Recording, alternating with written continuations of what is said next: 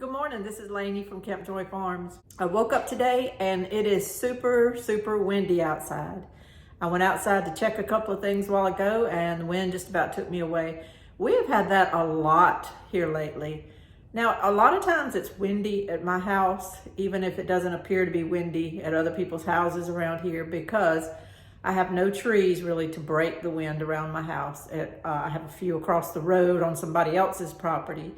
But on our acreage, we don't really have anything but a couple of little pine trees that are more like overgrown saplings. And I have the lake. We have about, I think it's about 11-acre lake out there, but the wind comes off of that sometimes really hard. And so it seems to be windy up here a lot. However, this last month or so, it has just been super windy everywhere. No matter where you go around here, the wind just takes you away. And I woke up today and here we are again, one of those windy days. I just cannot film outside when it's like this. God bless all those people that have mufflers for their cameras or, setups that are different. I just have my cell phone.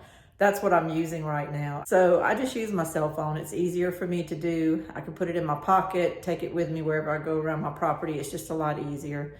And it just really picks up the wind. And I know it's on my videos sometimes, and I hate that, but as long as it's not too bad, you just have to go with it sometimes. But today, I can tell you there's no way I can film. So I just was gonna tell you about the things I was doing today, and then I'll show you some footage, and it'll be my voiceover like I have to do sometimes.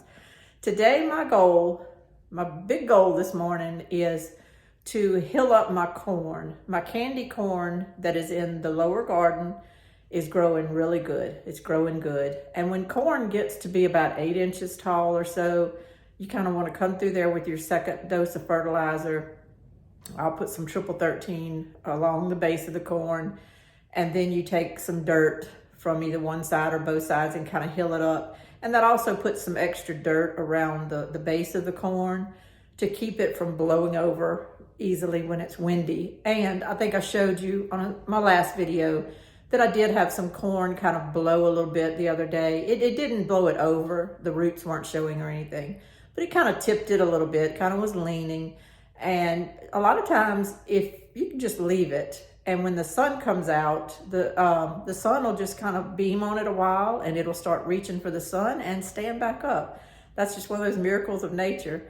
And it pretty much did that, but I had a couple of stalks that didn't. And I really it's time. I mean, they're getting big enough now. Some of them out there are getting almost a foot tall. So it's time to do that fertilization and that hilling up, that second dose. I'll do it again when the corn gets a little over a foot tall. And then I just let it go after that. I let it do its thing. So I'm gonna do that in a little bit. And I'm going over to Richard's garden across the beach, and I'm going to plant some choppy okra. That shouldn't take me long at all. I probably should have already done it. I actually forgot about it. I had my computer out last night looking at some things, and I'm like, oh no, I hadn't planted my choppy okra yet. So I want to do that. I've never grown it before. I got these seeds from Clemson State University, and I hope they do fine. I was watching Travis on Lazy Dog Farm, and he grew it last year. And I had the seeds, but I just didn't plant them last year. But he grew it last year, and it ended up being on his little list of okra that he would definitely grow again. So I'm hoping it does really good. The choppy okra is more of a variety found over near South Carolina and Georgia, that area over there. But I'm sure it'll do fine here because we pretty much have the same growing zones and growing conditions. So that's my 2 main goals today. I'm gonna stop at that. I'm not going to set any more goals for myself. I'll probably get more things done because I usually do, but that's just all the goals I'm going to set today, because if something happens, I don't want to feel like I didn't achieve anything. If I can get 4 rows of corn, 4 40-foot rows, fertilized and healed up today, that in itself is a good achievement. But also getting the choppy okra planted, that'll help me a lot too. And I'll show you a little bit of what I did yesterday. I got out there finally and put all the strings up between my T-post so that my tomatoes can have something to brace on. I'll use tomato clips that I got from Johnny's. I'll use little tomato hooks, stem hooks they're called, that I got from Johnny's a while back. I'll use those kind of things to help secure branches to the string. But it's I think it'll be a little easier for me than sticking lots of little bamboo sticks in the ground and everything. Sometimes that's just not enough. You need that horizontal line going across that you can really put branches on either side of the plant. And it's just, to me, easier. So that's what I'm doing today.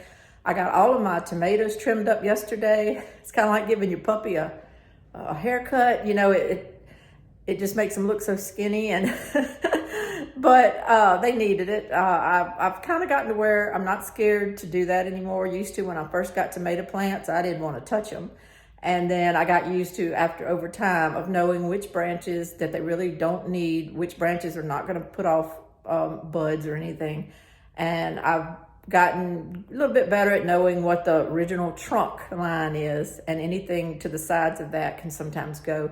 Anyway, but I did that yesterday. So got a lot of little skinny tomato plants out there, but I think it'll make them even more healthy and put off more fruit, because now they can focus their energy on that instead of just growing a bunch of leaves everywhere. So that's what I'm doing today. If I can think of anything else, I'll run it on here too. But hope you enjoy the footage, and we'll talk a little bit in a minute. Thank you. Since my candy corn is in the lower garden, I'm going to go ahead and start down here. But I wanted to show you the string that I did between all the posts on my 100-foot row of tomatoes. I just did it at different levels on some posts, just did it different ways, but I always double wound it around the T-post when I went by it. So basically, I just did one piece of string all the way down this garden, back and forth, until I did all the posts and got it back to the very beginning, and then I tied it off. I double wrapped it around all the little sections of the T-post and then went on to the next section. So I feel like it'll make it taut and strong to do it that way rather than just tying knots at each post. That's my thinking anyway. I hope that it works. And here's my little tomato plants that I pruned yesterday. They just look so naked when you get through doing it. There's all the debris on the ground. But it has to be done. You kind of have to keep them like that for ventilation, and just so they'll put their energy into the fruit. I used my wheel hoe that I got from Hoss Tools to go along each side of the corn rows and loosen up the dirt. That way, after I put the fertilizer, I can just easily rake the dirt up on each side of the corn. This really helps a whole lot. This tool comes in handy for this, so you're not having to do it with a rake. Then after I loosen the dirt on each side, I just start putting a little fertilizer all along each stalk of corn, being careful to put it just at the base of the corn and not to let any of it fall down into the middle of the stalk of corn, because that can really hurt it. You don't want to do that. So I just put some along the base, all down the corn on all 4 rows. Then I come back with my yard rake and rake that dirt up that I loosened with the wheel hoe.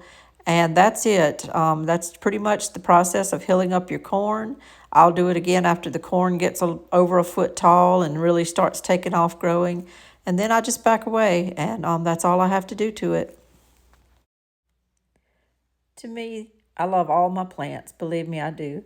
But there is nothing more beautiful, I think, than to see a stand of corn that just really is growing and looking good. And these are small, but they're off to a good start. As they get taller, it's even more beautiful to walk out and see that. It's just wonderful. So I love growing corn. How does my hair look? Does it look okay? How about now? Does it look better now?